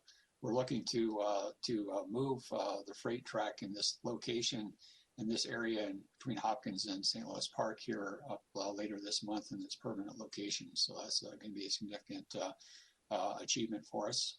Next slide, please. And the chair had spoken of activity in the Counterweight area. This is the Counterweight Tunnel excavation. You can see those large members going across. Those are called struts, and they are connected to other metal pieces that are called whalers, and the whalers are connected to the sheet piles, which you see the two walls there that hold up the ground, so the contractor can work and build the tunnel within that area. They're looking to get some work done on this first cell, if you will. They build this by 100-foot length cells at a time, and we'll be actually working through the winter on this component of the project. Next slide, please. Moving further over into the east, as we can see Haywood facilities in the background, garage off to the left, and the office building off to the right. This is just north or east of the Railston Station location, and the bridge lift off there with the retaining walls. And then the next slide will show just another angle of the bridge going across 5th, and this would just be just to the north of where that station is located. And I think that's it for my slides for the Southwest LRT component of it. I would like to say that we consider ourselves about 35% constructed at this juncture. It's about kind of where we're sitting right now. Might be a question you get out in the arena, and so we feel like things are progressing well. We still have a lot of work to do, and particularly in the Minneapolis area, and be a lot of activity coming up in 21 as we get into the construction season. But there will be work over the winter season where the contractor can do work. So, for example, concreting can still continue doing work at the Southwest Station, for example. That'd be a good candidate to continue work. We do have other work going on. The next slide there, Greg. We're out at the Franklin operation maintenance facility. This is just the north of the facility where we're building out the maintenance bays, and this is being done because we're going to be bringing in 27 vehicles. As I mentioned, we already have 8 of those 27 vehicles in our shop, so to speak, and they're undergoing commissioning. But this Franklin facility will be expanded to accommodate those. So this is we got a lot of work going on right now at that facility. And next slide, please. So I might pause there, Mr. Chair, if there are any questions on the construction, then I can get into the real estate update. Any questions on kind of where we are with the construction?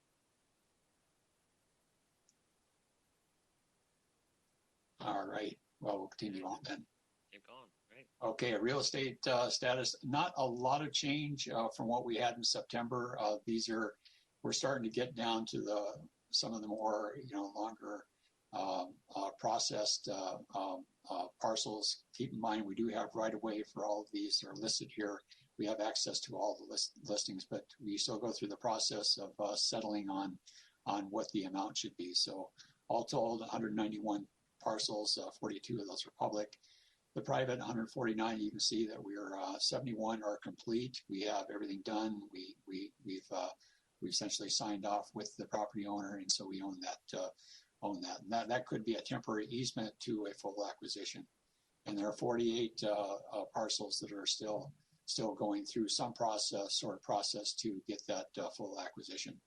And we're also looking to extend some temporary easements along the line. So next slide, please.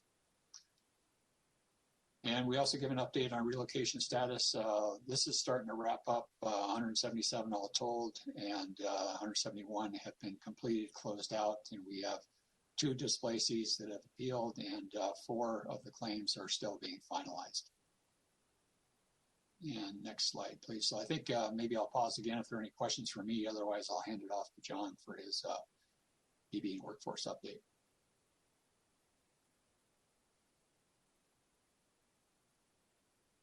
All right. Well, John, take it away. Thank you, Jim. Good evening, Mr. Chair and council members. Move on to the next slide, please. So when we look at this project, we have set out some small business goals and some workforce goals to increase equity within our region, and we at the Office of Equal Opportunity and the project office, we are committed to working with the prime contractor and our partner stakeholders to meet these goals. So for the civil contract, the goal that was set for small businesses is 16%, and through September, the participation that's been achieved by the civil contractor and the small businesses on there is 19.9%. So they are exceeding the goal, and that is definitely a good sign for us. And it also helps build a buffer for any potential change orders down the road or anything that's unforeseen. And when we measure achievement for small businesses, it is the dollars that are paid to small businesses. So that's how we're measuring success here. In regard to workforce, that is measured by the hours. And for the civil contract and for much of the metro region here, the workforce goals for the region is 32% people of color and indigenous, and then 20% for women. So from the start of the contract till September 2020 here, we've achieved 21.23% people of color and indigenous participation. And then for women, it's 8.23%. So moving on. Next slide. So this table shows the achievement of the 3 large construction projects that Jim just shared about. The civil contract, you can see that it's there, that they are billing, and it's at about 35% billed to date. And the achievement, as I mentioned before, is exceeding. The systems contract is not too far behind on the civil. They are waiting for the right-of-way so that when the stations are complete, they can hand it over to the systems team and they can begin installing the communications and electrical equipment there along the stations and along the route. And then the Franklin contract is here, and they are building out the wash bays that are there that will be housing the light rail trains. So over the winter, normally construction slows down, but once they get the roof over the building, they can start doing a lot of the internal work and installing some of the washing systems within the wash bays and some of the communication systems within there. There's going to be a new rail control center there too. So over the winter, we will expect to see more activity there and more participation increasing there. Next slide. So when we take the civil contract and we look at the Dbe commitments, so these are the contracted amount of dollars that have been committed to the Dbes, and we disaggregate that data and we break it down. we can see that 50% of it is going to white women, and then there are dollars going out to some of the other ethnicities. So this is broken down by ethnicities.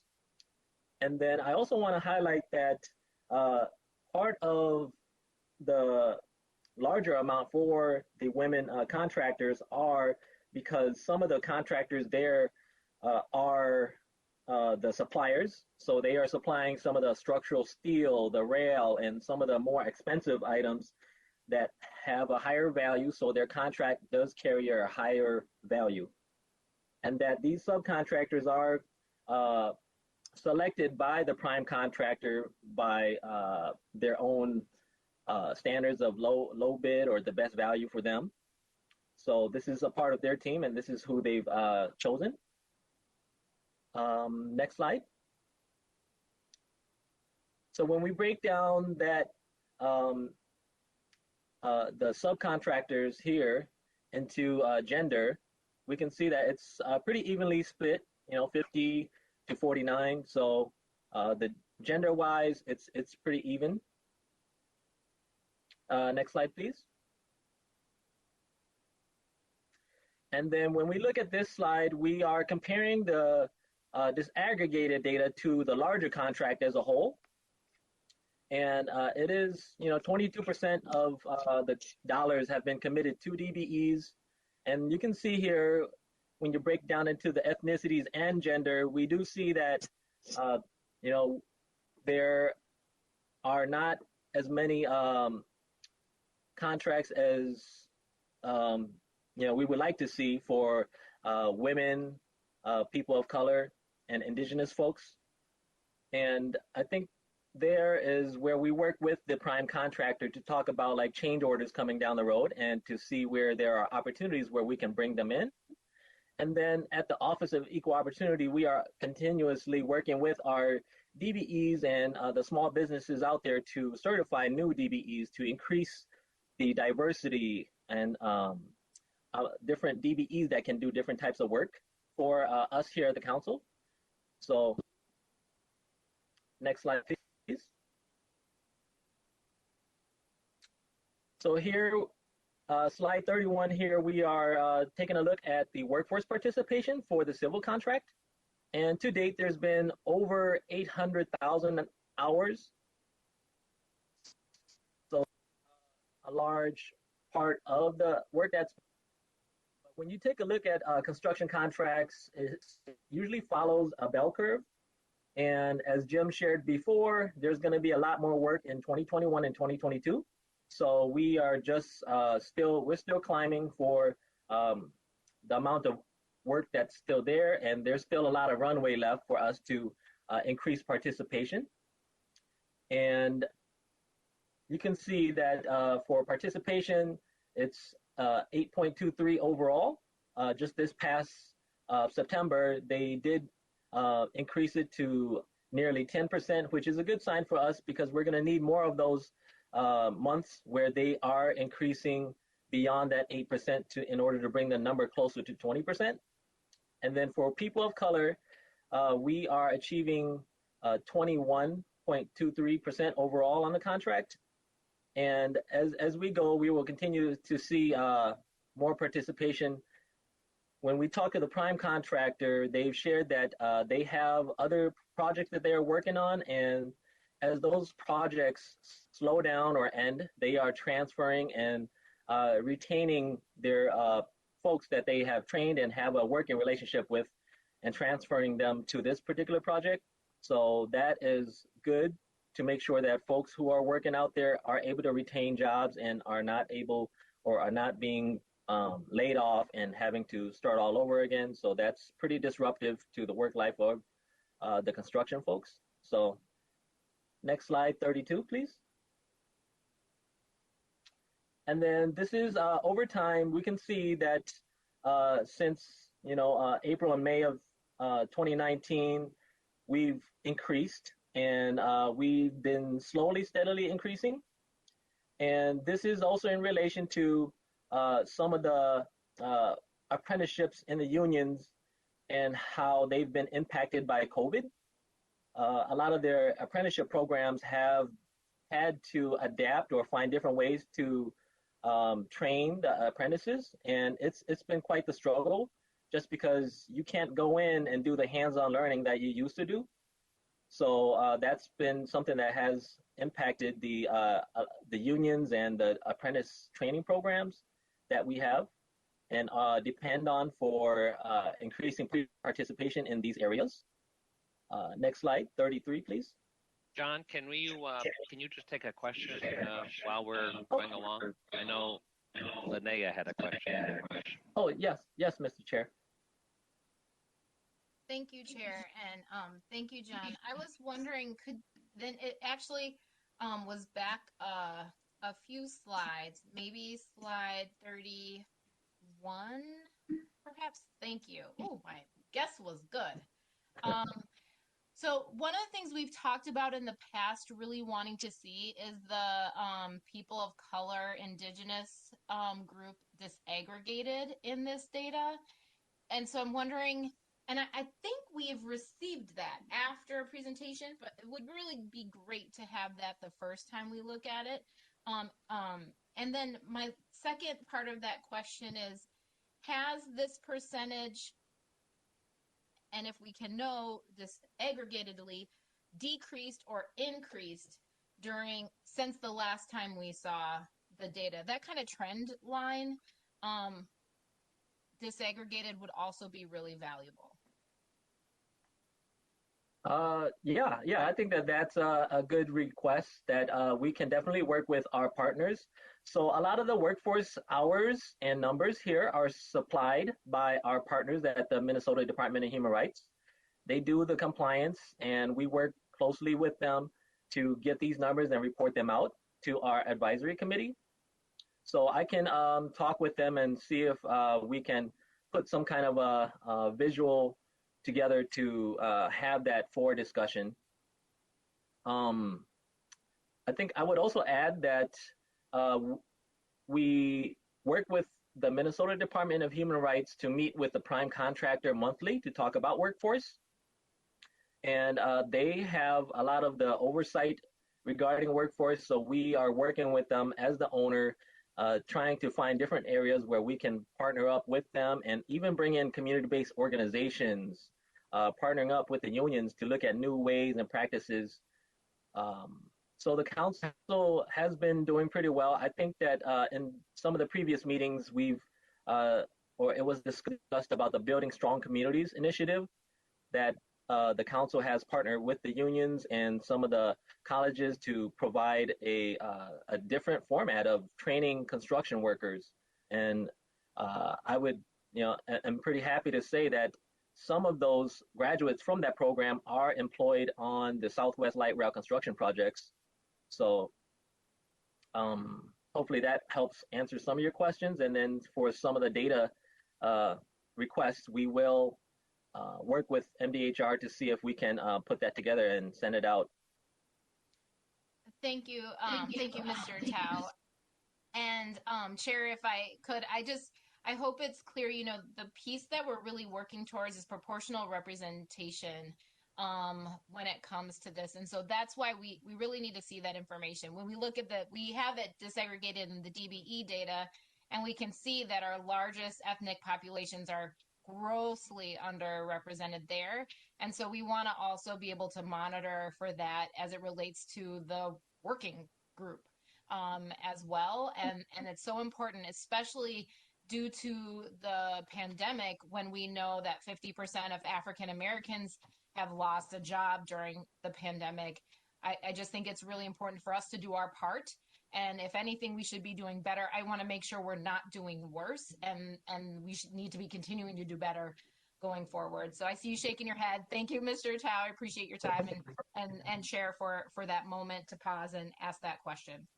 No, thanks, Council Member, and I also really support this idea at this desegregation, but the trend, and kind of like I would make in progress, because I've talked to the contractor and he said, I really think later in the project we're going to make up some particularly workforce numbers, and I don't know how graphically we do that, but that's great thoughts. Thanks.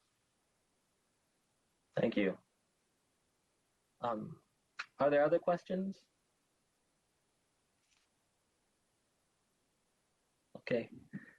So I think I would also add too that along with meeting with the prime contractors, we are also asking them to review their participation of their subcontractors, because this is a prime contractor and their subcontractors as a team, and we want to hold the subcontractors accountable too, because they also help the prime contractors meet the goal, and it's not all solely just being carried by the prime contractor. Although the prime contractor has a large amount of work, the subcontractors is also another place where we are looking for opportunities to where we can potentially increase participation there as well. So, and here we can see that, since April 2019, there's been increases to this. I think in comparison, we have like other projects in the metro here, such as the 35 and 94 construction project. And that one, when you look at the numbers that are being achieved there, they are at about 28%, has been what I've seen is the highest that they've achieved. So we are gonna, I anticipate that we are gonna get there in the next year or so as construction increases. So next slide, please. So as I shared before, we have been meeting with them, and some of the things that is listed on here is some of the information that they've shared with us, that, on their side, they have had some transition with their corporate EEO officer. So the new person that has joined their team is Krista Seberg. I think some of the folks who are in the workforce world and the apprenticeship training world are familiar with Krista Seberg and the experience that she brings. So she's been pretty engaged in reaching out to high school students and the Construct Tomorrow program. And she's also has a good relationship with the unions. So that's definitely a good sign for us when we try to look for folks that knows the industry and can break down barriers and knows where some of those opportunities lies and what's been done before. So the LMGV team has also designated liaisons to support their subcontractors, and they meet up with them monthly to review their achievements for workforce participation. And we're encouraging them to do that and to reach out to our Building Strong Communities team to see if, some of the folks there that have graduated, if they haven't found a job, to see if there are opportunities where they can bring them in on the team. And in our conversations with them, they have expressed that they are committed to meeting the goals. So we are watching them pretty closely and working with them, that this is not just going to be carried on by them, but we have to work together to reach these goals as a community and as a region. So next slide, please. And then on December 1st of this month, we held a Dbe Check-In Event, and this event was a follow-up to the construction kickoff that we held for the small businesses in March 2019. This was a virtual meeting, of course, and there were 44 attendees, 29 different DBEs attended, and that is 29 of the 53 some DBEs that is on the civil contract. And we specifically created this space outside of the prime contractor. We wanted to have a space where they would be able to speak freely without, having the prime contractor listening in, so that they can share some of their concerns. And we also wanted them to share some of their successes, what they've learned and what has helped them, lessons learned for some of the small businesses that have not started working on the project yet. And overall, we've gotten a lot of good feedback that it was helpful for them knowing this going in, so that they can, not make some of those mistakes. And I think that this was something that we will continue to do as we go further into the project. We've gotten really good feedback from this, and we want to continue to create this open conversation and create a supportive environment. So I think that is it for my slides. If there are questions, I can answer them now. Otherwise, I can hand it off over to Sam O'Connell.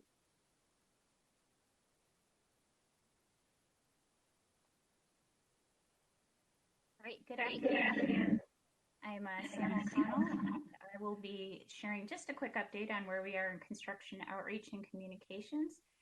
Greg, if we can move to the next slide, please. So I wanted to share with you, Chair and Council members, where we are at the end of 2020 in terms of our construction update, communications and outreach. So our best tool that we have, as most of you know and have signed up for and have shared with your residents and community members, is our construction update that goes out. It used to be weekly, and now it's every 2 weeks as some of our activities as we go into winter have slowed down, but we still maintain a very high rate of subscribers, as well as our open rate, which is about 46-48%, which is very exciting for us. So we will continue that tool going into obviously winter, and then when things pick up a little bit more in spring. I also wanted to share with you where we are with our success on social media. We have about 1,300 followers, so I just like to say thank you to the public that's listening to this, as well as the council members that are joining us today for retweeting and boosting and amplifying our messages. It's super helpful to us, and just want to say thank you for that. We really enjoy that type of attention when we're getting out our information, and it's a great way for us to really respond to just even an example last week when we had a situation where we needed to be out doing some nighttime work that was unplanned, and really sharing that information. So thank you. We also have followers on our Instagram, which we hope will show actually a lot of the work that Jim shared with you in terms of our project and some of the progress. Of course, folks follow us through the council's Facebook and then also Flickr. Our 24-hour, 7 days a week construction hotline is also active, and since May 2019, when it was deployed, we've received about 685 phone calls. We kind of joked we thought we'd get 685 phone calls a month, but that is not the case. Most of the phone calls we receive from the public tend to be about if there's issues about noise or some vibration, or if somebody's blocking in access. Really, that call comes in, and then our staff deploys the right response for that. So I'm very happy to see that that is a tool that our community members are using. And then, of course, we have our project website that continues to enjoy a lot of traffic too, as folks are taking a look at the videos and the station renderings and really kind of looking at the final product there. As we look to 2021 and still anticipate and being in the pandemic and really thinking about how we can show some of the progress, we'll be taking a look at using some videos that folks can take a look at. So where we can as staff get into the corridor and show some of these progress elements, that we will highlight that, and we have the ability to also show some drone footage. So we're very excited about bringing that into our toolbox and talking about the project. So with that, Chair and council members, I will stand down, and Jim and John and myself would be happy to take any questions or receive any comments. Thank you, Sam. And thank you, John and Jim. I think we can kind of open it up and see if there's any comments, questions on what we've heard tonight.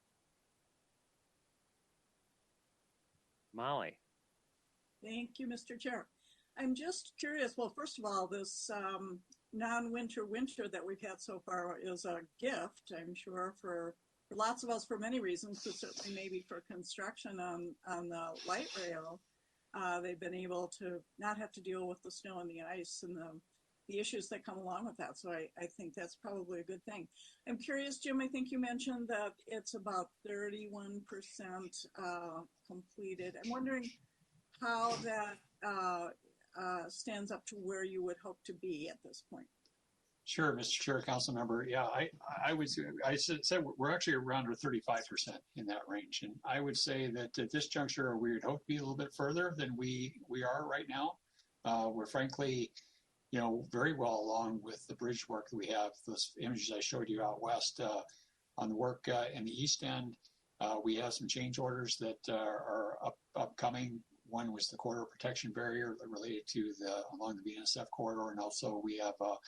We're looking at doing some modification with the support of excavation at the Counterweight tunnel near Sika with a secant wall. So those things need to get in place, and we're going to be visiting back to the Transportation Committee and council probably in the first quarter on those two items. So those are kind of, I wouldn't say blocking, but those need to be dealt with to keep us on track with the work in the East End. So I would just say that I'd like to be further than 35% today, but I still feel like given all the work we've done, we are still in a pretty good spot in terms of how much work is required for this project. Thank you. Any other thoughts? Deb. Thank you, Mr. Chair. Just a comment. It's thank you so much for bringing these all of this back so we can see the progress. Got a chance to go out and tour things not long ago. It's really nice to see things coming together and to see these things that we spent so many years planning really starting to take shape. So again, thank you all for your work and thanks for keeping us updated.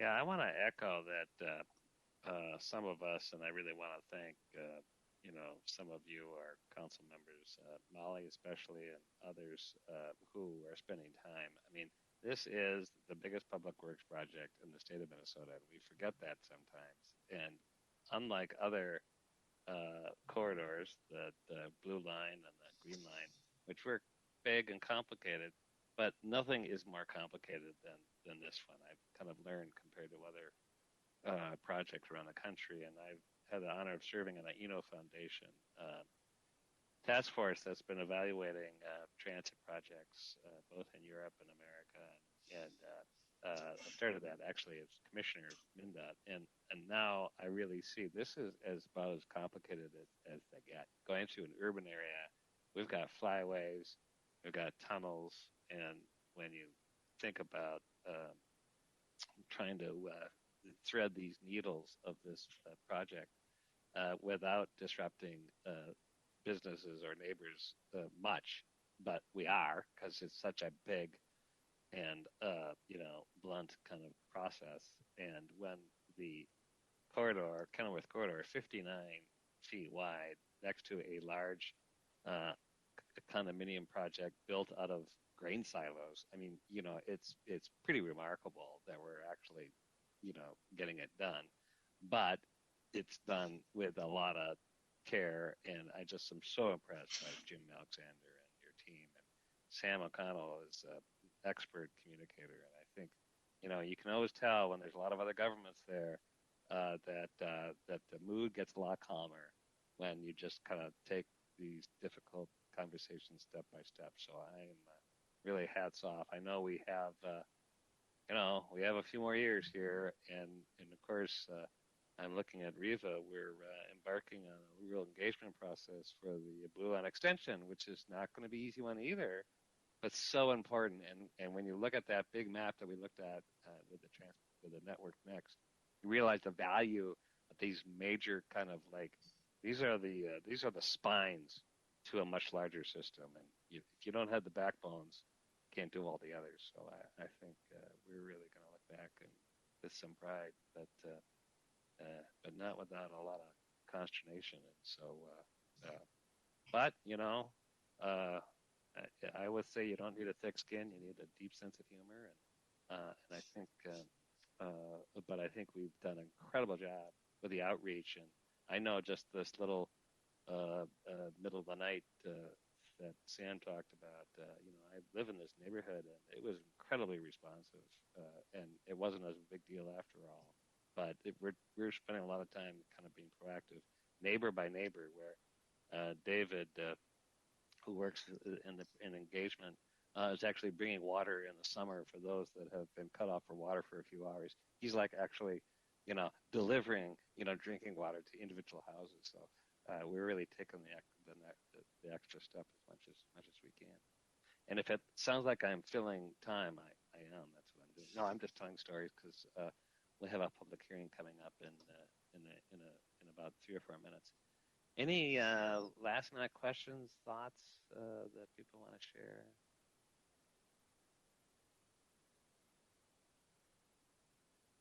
Well, Jim, thank you, and Sam and John. And as I mentioned, we're going to pause, not do anything for just a few minutes. because by the statute because of the laws of the great state of Minnesota, we have a public hearing, but that public hearing is going to start at 6, and if it started at 5:57, we try not to break the law in that council. So we're gonna stick to our word and start at 6 o'clock for our public hearing. So if anybody else has any questions about anything we've talked about today, feel free. Otherwise, if you want to run and get another glass of water, this would be a good moment. And we're just going to pause for a little bit, and then we'll be back right at 6 o'clock.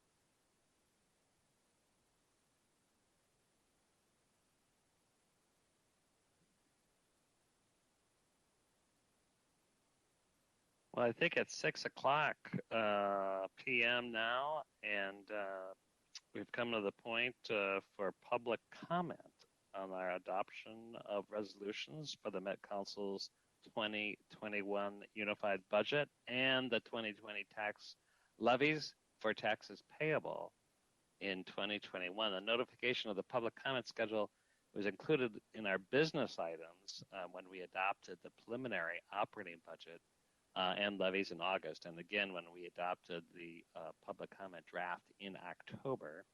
Notification of the public comment opportunities was included in the property proposed property tax statements, and I certainly noticed those. So this time was noted in those statements, which come along as the proposed fees. So those who are here today, this is the final opportunity, if you are listening in from the public, to address the Metropolitan Council before adoption of the Metropolitan Council's 2021 Unified Budget and the 2020 tax levies for taxes payable in 2021. So here's the procedure for public comment as follows. Individuals will be called to speak in the order in which they have registered. If you are not pre-registered, we will really be open for the opportunity to comment in just a few minutes. Individuals will have 3 minutes each, and the designated representatives of groups will have 5 minutes. Once all speakers have presented, speakers may request additional time to make further comments if you'd like. The chair shall have the discretion in limiting or extending testimony by any person. So before receiving public comments, our Chief Financial Officer, Marie Henderson, will update us as to the changes to the unified budget since the adoption of the public comment draft in October, and give us a summary of comments that we've received from the public prior to today's meeting. So in a few minutes, then we'll give you instructions on how to provide comment publicly. But right now, Marie, I see you there. Go ahead. Good evening, Mr. Chair and council members. First of all, I'd like to thank you for not breaking the law and starting this meeting at 6 p.m. Like I said, I'm Marie Henderson. I'm acting CFO, and tonight I'll give you that quick recap since last we've met on the public comment 2021 budget. I just want to recap a little bit and refresh everybody's memory that on August 26th, the council was asked and adopted the 2021 preliminary budget. This included the upper limit of our property tax levy for the 2021, and the increase in total levies is 0%. On October 28th, the council was asked and adopted the public comment budget, and since that date, we have solicited public comment by email, phone, writing, and testimony at our meeting, all for tonight. To date, we have not received any of those solicitations for that method. Quickly, I want to recap what has changed since last you've seen on October 28th, the public comment. What was updated was MMB has given a new forecast, November forecast, that was released on December 3rd of 2020. This forecast provides an improved motor vehicle sales tax, MVEST, for state fiscal year 2021.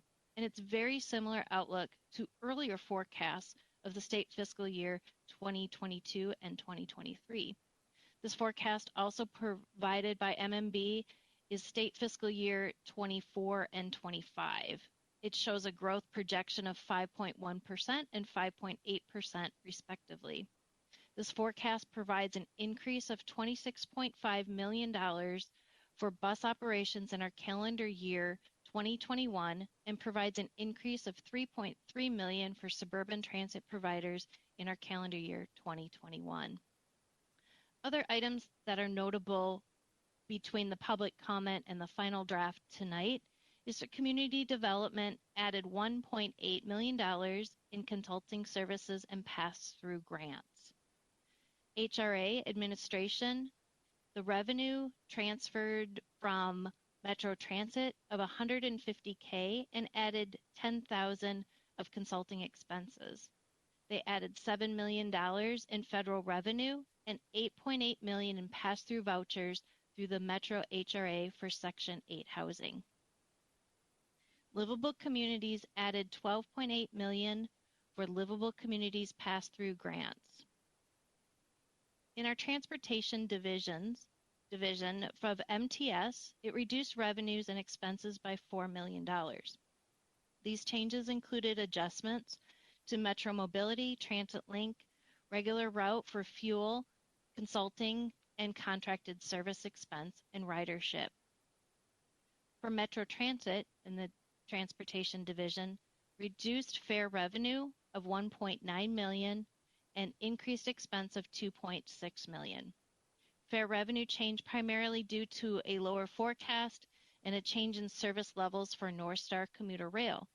North Star reduced to 20 trips per week, Monday through Friday, with no weekend service. So with that, Mr. Chair, I will turn it back to you for those are the changes from the public comment to the final. Thank you, Marie. And I see we have actually not had any pre-registrations for public comment.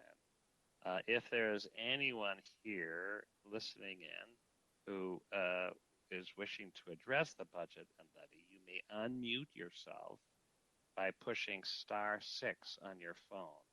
and please state your name and city of residence prior to your comments. You'd have 3 minutes. So I'm just going to call out and see if anybody's listening who would like to make a public comment.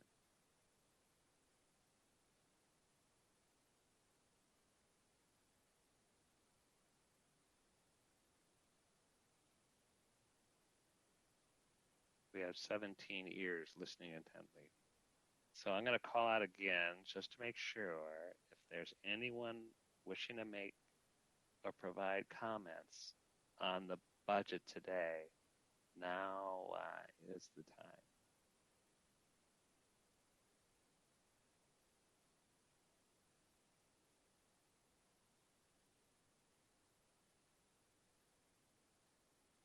All right, I feel like the auctioneer. Last call. This is for any public listener who wants to make a public comment. Please push *6 on your phone, and the floor is yours.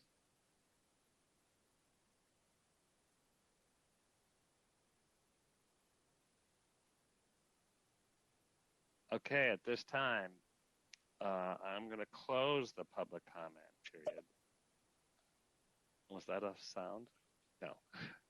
I'm going to close the public comment period for Metropolitan Council's 2021 Unified Budget and the 2020 tax levies for taxable payable in 2021. And then I would call on Councilmember Ferguson.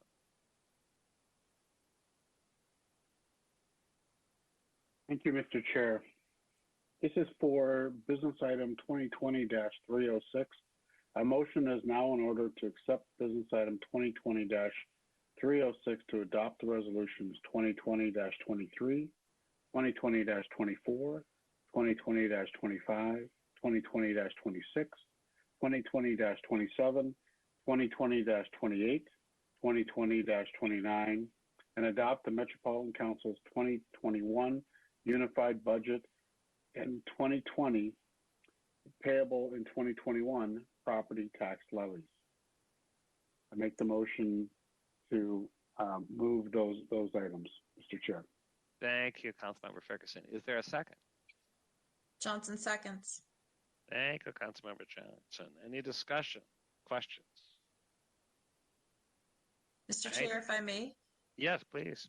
You know, we had this in management, you know, coming out of, so we had the preview of all of this just a little while ago. And I'll be very brief, but I really want to thank our staff. You know, we're all living through challenging times. People are going through things that are unimaginable, but the things that we're doing at the council are so important, again, foundationally for people in their lives. And everybody at the council's done such a great job managing through this crisis, and the finance teams and directors and all the way up to Mary filling in as Meredith is gone and everybody on her team, getting the CARES Act funding in, managing it, making sure it's, you know, being handled appropriately, doing all of the reporting, dealing with, you know, uncertain revenues because of all of the COVID and transit and all the changes taking place. I just want to give them a huge thank you for getting us through 2020 in good shape, and then, you know, managing to carry us through 2021. And, you know, we've got challenges certainly that lie ahead, big ones, but I just want to say thank you from the bottom of my heart to staff, because they're impacting thousands and thousands and thousands of people, and they've done a great job, and it really comes back to the budget and making sure we can do the things we do. So thanks to everybody. Thanks, Judy. Yeah, I appreciate it. I think you speak for all of us. And but I also just want to thank the management committee, those of you who are serving and supporting and taking the hard look at these numbers. That really has been helpful too. It's not been an easy year, as Councilmember Johnson has pointed out. Any other comments? If not, Liz, please call the roll. Chair, this is your general counsel. May I jump in briefly? Oh, sure. I apologize. It appears we have a brief clerical error on the resolutions. The last resolution attached to the business item currently says Resolution 2030-29, and I believe that's just a typographical error and should be 2020-29. So we will fix that before you execute it, but I wanted to make sure everyone was on the same page with what they were voting on. And I will accept that as a friendly correction amendment, and with Councilmember Ferguson nodding his head and the second coming from Councilmember Johnson, we will be voting on it as corrected. Thank you. All righty, Liz. Atlas Ingebretson. Aye. Barber. Aye. Chambliss. Aye. Cummings. Aye. Ferguson. Aye. Fredson. Aye. Johnson. Aye. Lee. Aye. Lindstrom. Aye. Muse.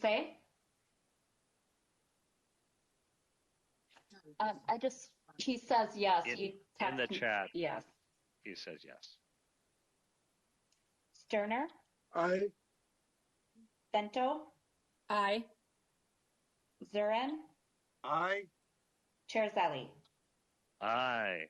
All right, that motion carried and the budget is adopted. Thank you all for spending this extra time. Does anybody have anything they'd like to report? Mary, how about you? Oh, I'm going to get back to Chris. Chris, go ahead. Thank you, Chair. Just real quick, I just wanted to let folks know that I did follow up on the concerns that were expressed related to Riverview Corridor, and did speak with Commissioner Ortega with Ramsey County, and he did send a communication out to the full council to follow up on those concerns. So if folks do have any continued concerns, he said he is more than happy to meet with any and all council members related to the Riverview project moving forward. So please let me know if you have any questions or concerns. Thanks. Thanks, Chris. I didn't mean to step on anybody. Anybody else? Oh, thought, comment? No. All righty. Mary?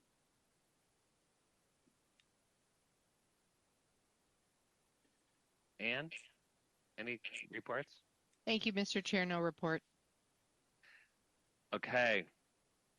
We've earned our stipend. Well done. Thank you very much for all your work, everybody. And we have a budget, but our work is not done for the rest of the year. We have some meetings in the next few weeks, committee of the whole next week, and then certainly followed up by a council meeting in the week of the 20th. So we'll see you all very soon. This meeting is adjourned. Thanks, everybody. Good night.